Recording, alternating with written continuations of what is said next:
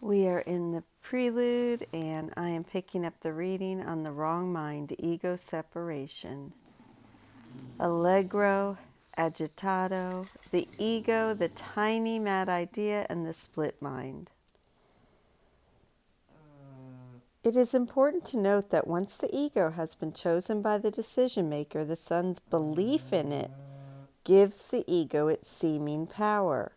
Consequently, the chart's black dot atop the split mind represents the power of our belief, one of the most important themes we will explore as we go through the text. I want to pause here on the picture so you can see the black dot that he is referencing.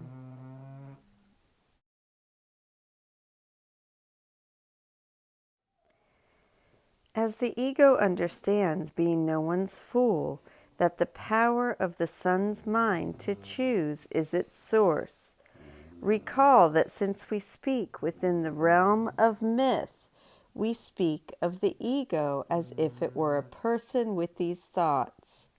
It owes its existence not to be thought of separation, but to the Son of God's belief in the separation. The distinction is crucial, for the ego cannot owe its existence to a separation that does not exist, but rather to the power of the Son's mind to believe in illusion. It recognizes that if the Son ever changes his mind, it will have a serious problem on its hands. As the Course explains, the ego understands threat, and while it does not fear God, His love, or the Holy Spirit's atonement, all beyond its range of comprehension, it does quake in terror at the possibility of the Son's withdrawing his faith from it and investing it instead in the Holy Spirit. This would cause the ego's imminent demise, as it would disappear back into the nothingness from which it came. Sin, guilt, and fear. To ensure that this catastrophe will not happen, the ego initiates a brilliant strategy, which is one of the more important themes in the Course's symphony, and which ushers in its tempo of allegro agitato. Understanding this strategy unveils the world's purpose, and even more specifically, holds the key to understanding why we are born into bodies. To re-echo Hamlet, there is a method to our madness.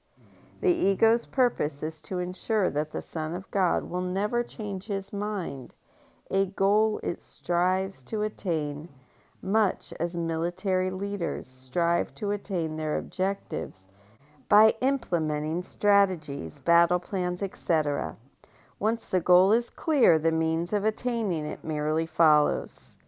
The ego's goal is to render the Son of God mindless, for we can never change our mind if we do not know we have one. Thus, we can never choose the Holy Spirit's atonement, and the world and body are the means of establishing this state of mindlessness. Yet there is a problem. The Son is a mind, and the ego must convince him he is not what he is. Here enters the all-important subplot, the ego's plan to make the Son mindless. The ego tells God's Son a story, the purpose of which is to have him believe he is better off not being a mind. Mindlessness could never happen if the Son did not willingly choose it, and the ego cleverly supplies the motivation for such a choice. This is a crucial point, because our lives in this world are dedicated to keeping us in a perpetual state of mindlessness, which is why Jesus' purpose for this course is to teach us we are much better off being mindful. Returning now to the ego, here is how it accomplishes its goal. It tells the Son he is a separated and special individual, an idea that has left its source. Moreover, the ego continues, What you have done is real, but it came at a serious price. In order to win your separation from God, you had to kill him off in an act that will forevermore be called sin. Your separation came at the cost of your innocence, and sinfulness is now yourself. What directly follows from sin is the psychological experience of sinfulness, guilt. And from guilt comes the equally horrific thought, I deserve to be punished for my sin, leading to our terrifying fear of the inevitable. This is the birth of the ego's unholy trinity of sin, guilt, and fear. The son's mind, which an instant earlier had been the home of gleeful exultation over being free and autonomous, has suddenly become a battleground on which he is in grave danger of being destroyed.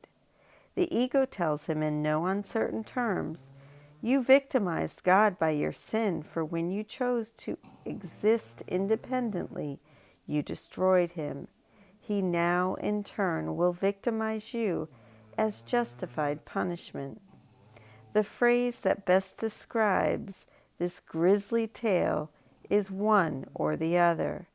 Remember, this is the world of myth, and a furious God is able to rise from the grave in which the Son buried him, pursuing him to seize back the life the Son stole from him.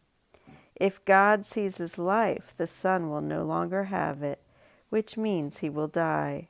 In the Manual for Teachers, this dynamic of one or the other is formulated like this. An angry father pursues his guilty son. Kill or be killed. The son now has to deal with a serious state of affairs. What he thought was this great abundance of life is now subject to what A Course in Miracles refers to as the scarcity principle. He will soon find himself in a serious state of lack. The ego tells us that God was in this state of lack, but now is going to reclaim what was his. Recall that this story is invented to consummate the ego's strategy of making God's Son mindless, convincing him of what the ego wants him to believe. It is the reason behind the ego's concocting its tale of sin, guilt, and fear, leading to the belief that the mind is a battleground.